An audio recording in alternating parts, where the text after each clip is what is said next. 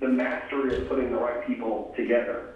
And a lot about the entrepreneurs that listen to the show, a lot of my clients that I talk to miss that part, Grant. They miss the part about they've got a whole team of outfielders and nobody can ground the damn ball at third base. They don't have infielders and outfielders and shortstops and first. You built a team. It felt intentional, is my point. It didn't seem like you just went after big names. You went after the right names.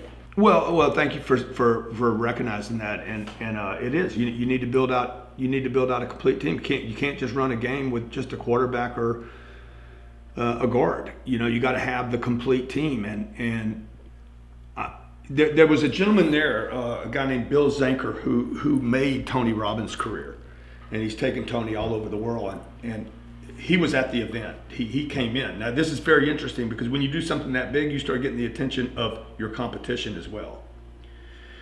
And so Bill Zanker's out there promoting events every day. He did the Learning Annex. Super unbelievable guy. He just launched a new business called Grit Boxing in New York, that's becoming a sensational success. But Bill was there. I was standing next to Bill, and there was a gentleman walked up and said, "Only you and Tony Robbins can sell out 35,000 people." And Bill Zanker says, No, you don't understand. Grant Cardone's the only speaker that sells his own events. So like today, I think the business owner today needs to start thinking about, like, you need a good team around you, but you also need to be able to move in the positions. I need to be maybe the quarterback. Maybe I need to be the fullback. I mean, the biggest threat in football today is the quarterback that can run, pass, and do it all, right? That can actually block as well. So yeah, you need a team because, like, maybe some people are attracted to me, but when I start bringing these other players, the reason to go, the reason to spend 3 days somewhere to learn, to get education, becomes even more compelling. I've heard you address this where some people may think, cocky. This guy's made it, he's accomplished, he's got all these things, and you push back and you go, no, it's confidence. I've taken the time, I've reflected upon my experience, and I'm not flaunting. I'm confident in what I've done, and I'm letting you know what you can do too. And I love the angle that you take with that. Because everyone in the world has haters, and when you sell out 35,000 people stadiums, you probably have more haters than the guy that nobody knows his name. And so how you deal with that, I think, has been pretty impressive. But for some of the entrepreneurs out there that maybe get a bad Google review, right, or they just get a crop of people hating on them, they're probably getting 1/8 of 1% of what Grant Cardone is dealing with. What's the advice for the person that's getting people pushing back, and how do they deal with it? How do they navigate that? Yeah, that's a tough one. People see. Look, I am a flaunter, like, without a doubt. I'm cocky. I'm brash. I know those things about me. They're some of it's calculated. Like I'm like, okay, it is. I mean, some of it's intentional. Look, the business owner today will fail to reach their full potential if they don't get attention for their brand and their business. If you don't get attention, and today, the world has never been noisier than it is today. I don't know what's trending on Twitter today, but I imagine Trump's in there somewhere. I'm competing with everyone. I'm not just competing with people in my space. I'm competing for eyeballs. So to some degree, maybe you don't need to be brash. Maybe people don't need to be like me, whatever like me is. Number two, I need to bring attention to it because people need to know that I'm out there doing stuff. Money follows attention. Success follows attention. And to the degree that you want to get, maybe your business is not money motivated. Maybe they have some cause they want to create. You got to get people to know who you are. And you got to get people to know what you're doing. You got to get people to know the good work. So now to handle the other part about with that comes haters. I've been saying 6 years ago, I said for the first time, I said, if I could get half the country to hate my guts, I could probably become the president. And I think Trump heard me say that. He's like, I'm just going to get people to hate me. I don't even need a policy to run on. I'm just going to get half of them to hate me and the other half will vote for me. So how you handle the hate, man, that's a completely different, that's a deep conversation that takes tremendous amounts of thick skin, really understanding what people are hating on. Like, I don't think people are hating on me. I think people are hating on themselves when they hate on me. I think when they say, "Oh, Cardone's so confident," or "He's so cocky," or "He's whatever," he's always showing off. I think what they're really saying is, "I need to show off more. I wish I had more confidence." So, look, anything that I'm doing, like we live and die by promotion here. So I know that I have to promote, whether it's my real estate business or my conferences, a book that I'm going to publish, whatever. I got to promote. And that means I got to cut through the noise, and I got to keep promoting over and over and over again. And some people feel like it's too much, but the reality is the people that think it's too much are the people that probably, if they really got honest, are just not promoting enough. If you have a list of clients, if you have your this lead list, or all your clients over all the years, or all the data mining, if you're not using it, what did you collect the data for? Why do you have all the emails and phone numbers if you're not calling and emailing these people? So I think it's interesting that you say that. A lot of people are just they're not opening their mouth and letting themselves be heard, and then they get grumpy when they see the post a third or fourth time, or a third or fourth drip in email or a sales funnel. Yeah, but if you look at the car dealer, the mattress the mattress company, the Starbucks, look at their promotion. Most of their promotion is from location. Tremendously expensive. A form of promotion is the piece of real estate that you buy for your company. And if you look at Starbucks, they pick the best locations in every city in America and around the world. You go to New York, you're going to see a Starbucks on every street corner, Fifth Avenue, in those hot spots. Now, why? Because that is promotion. That's not just a location thing. It's about promotion. It's about, I'm going to spend money. So the business owner today, if you can't afford the most expensive location in your city, and the car dealer does it, the mattress guy does it. Look at my pillow on TV. Hey, my pillow here, made in America, and you need a new pillow. And it's $1 billion business. Look at the amount of money he spends on ads. Now, he has figured out, I forget the guy's name, but he's figured out a way to do it in a very humble, respectful, he appeals to most of America doing it. He's spending tremendous amounts of money to run those ads. I'm a coward. I don't spend that much money, so I have to make more noise. But the bottom line is people shouldn't compare themselves to how I do it. They should just say, "Hey, I need to promote more," is the bottom line. I'm just doing the best I can with what I have. I'm trying to figure out my own deal, and it rubs some people the wrong way. But that comes with the turf, At least they're talking about me. Cardone right here on Solutions from the Huddle, because he matters, because he means something. Okay, Grant, here's the thing I want to ask, and I want our listeners to hear. And I agree. I mean, you created your own event, and a moment ago you mentioned that the fellow said that Grant's the only one that's selling out his own event. He's the only speaker selling his own event.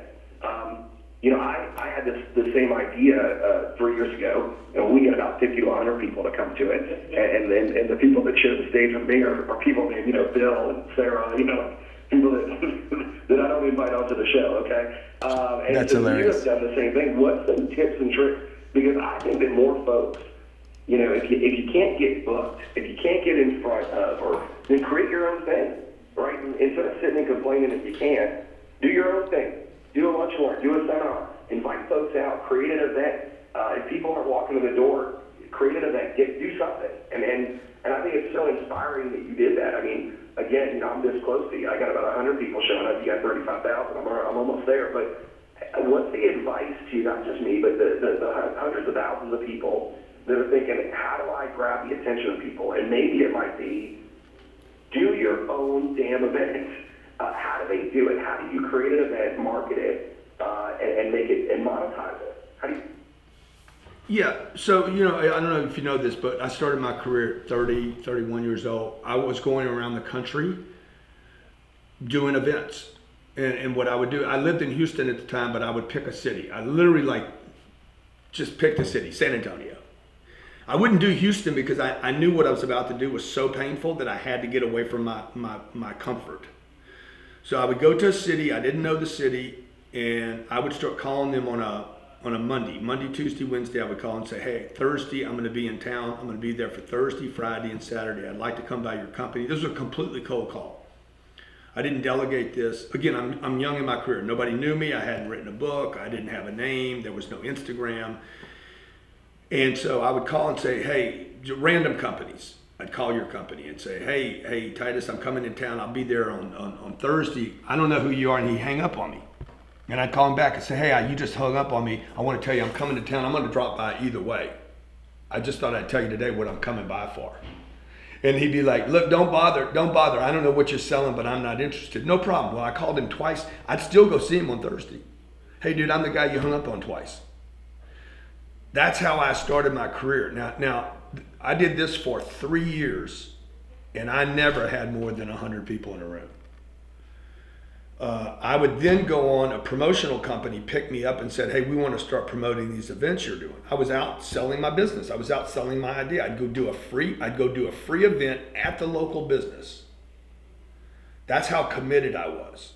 So I would tell people, if you want to do this, first thing you got to do is commit to a date. I'm coming into town. That was the most important part of that. I was committing whether you wanted me to come or not. So I would tell people, don't see if you can sell it first. Commit first. Commit first to a date, a location, hotels, whatever, right? Commit a financial, obligate yourself financially, and then go promote it. A bit backwards from the way people do things. And then what you do is your efforts then follow up your money, your financial commitment. And I don't like to lose money. Most people don't like to lose money. And so I use money as a way to pull me forward. And so then I would show up over there and I'd spend 3 days in San Antonio, Thursday, Friday, and Saturday talking to business. And then I would extend my trip and say, hey, I'm going to be here next week, by the way, for all the people I couldn't see. And the next thing you know, 10 days later, I was doing a live event to talk to these business owners that I monetized, that I sold after the free meeting. That hopefully worked. Some of them worked and some of them didn't work. I did this for 3 years till I figured out how to do it. Now we do it online using Facebook and Instagram and live streams, etc. But people have to be committed. Like people are running businesses today without a commitment. They're just running a business. And in many cases, the business is running them. So what I do is I set really high targets for different departments in our company, and then I insist that we hit them. And again, I'm going to go back to this. If we don't hit the target, it's because we didn't promote it enough. Number one, we fail because of no promotion. Number two, we fail because not enough promotion. Three, we fail because we didn't continue to promote, period. And if I promoted enough, the worst products on this planet are promoted to their success. You go to Los Angeles, CBD is everywhere. Everywhere you turn, man, is cannabis. So coffee, McDonald's, Coca-Cola. Look at these garbage products that are promoted. Pornography everywhere. Like, so easy to get it. So people have to promote better. Like, this is where people are, their companies are done. So 67% of businesses in America break even or lose money. And I'm telling you, every company that we work with Fortune 100 companies, they fail on their projects because of promotion, not just because of execution or lack of execution. It's more on the promotion side than the execution side. People are just not promoting. And they keep thinking it's because I got the wrong guy or the wrong system, and the fact is nobody showed up. Nobody showed up anyway because they didn't know about it. People don't spend enough time and energy and resources on advertising. You spend $1 million a month on advertising, I guarantee you're going to get the right people to execute. But what most companies do is they find out whether they run budgets. They have the accounting department running the company into the ground. We can't afford that. We can't afford that. You can't afford that because you don't sell anything. People have it backwards. Okay, you gotta get traffic to the company. I gotta get the phone ringing. I gotta get the door swinging. I gotta get attention to my brand. And people are putting their profits. They're managing $10 rather than trying to go get $10 million. This is This is the problem with America today. We have become such, the generations before us programmed us to save when we should have been expanding. And that's why you see these other countries now, Singapore, China, Dubai. You see these countries, a desert country like Dubai, just boom, overnight becomes this mega city. And because they're expanding, they're into expansion. Here we are in America with all this money, all these resources, all this unbelievable, we got roads that are screwed up. So because people are trying to manage budgets rather than going into expansion.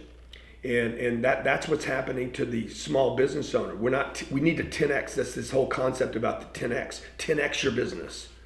Don't grow your business by 5%. 10x it. Make it big. Make it run fast. Go get business. Be on attack. Win on offense, not on defense. Here with you. I know your schedule's busy. Promote. Here we go. You just alluded to it. How does the listener today, how does my audience get to this 10X? How do they get to your next conference? How do they get the book in the hand? How do they get the program that's going to take them from where they are to where they're hoping and talking and posting that they want to be? Well, the 10X rule, it's an international bestseller. I mean, this book is like, it's just going crazy. That book is doing better today than when I released it 4.5 years ago. I mean, there's a movement, an international movement around 10X. So you don't have to get it. People don't have to get it. If you're happy with 1X, you're happy with 1.2X. You don't want 10X. Like, don't do it. If you're going on vacation, do not buy the 10X rule. It will ruin your vacation. If you are satisfied with life as it is, do not get this book, okay? This book will ruin the level of complacency and satisfaction and happiness that you currently have, because it will forever scorch, brand into your psyche, shit, I should not be satisfied here. And I'll just tell you, two guys that read the 10X rule and use it every day is a company called Google. The Google boys use that book constantly. And this is one of the most successful, most profitable, largest companies on planet Earth that did not exist 12 years ago or 13 years ago, whatever. So they're thinking about massive expansion. Most people are thinking about, how do I pay the bills? You know, how can I hire a CFO for the least amount of money? I made all these mistakes, by the way. This book was written for me. It wasn't written for other people. I was trying to figure out how to get out of my own way. You know, why I was working so hard and not getting ahead.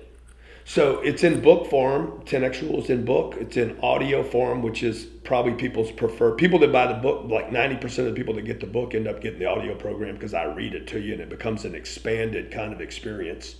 The 10X Growth Conference is an event we're going to do in Las Vegas in February. It'll be a sold out event, about 1/4 the size of the last one. We're not going to go as big this year. That was just too big, man. It was too much.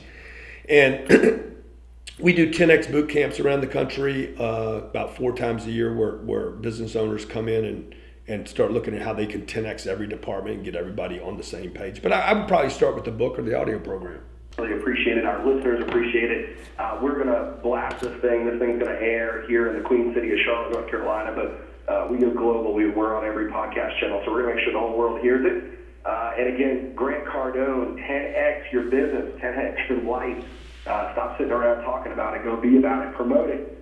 Grant said the 3 things that you're doing wrong, the 3 reasons you're not getting sales, the 3 reasons that you're not successful is because you didn't promote, and then you didn't promote, and then you didn't promote. So get to it. Grant, thank you so much. We appreciate you. Hey, appreciate you guys. Awesome. Yeah, so look, ESPN. Okay, ball players. Ball players in transition. You're all in transition. Okay, rappers, musicians, directors, producers. Look at the top of the food chain, man. Start learning from the top of the food chain. All these guys are promoting. Kevin Hart, The Rock, you name it. Celine Dion, in her later stages of life, she's out promoting every day. If she's not, somebody's doing it for her. If somebody's not there to do it for you, you got to do it yourself. So if you don't have a budget, how do you do it? Watch what I'm doing every day. Watch how I'm promoting myself every day. Watch the work ethic. All these people are talking about hard work. They're not talking about less work. They're not talking about 4-hour weeks. Who are you going to listen to? Look at Elon. Elon's talking about 100-hour work weeks. His 100-hour work weeks. Who are you going to listen to? A guy that's going to Mars?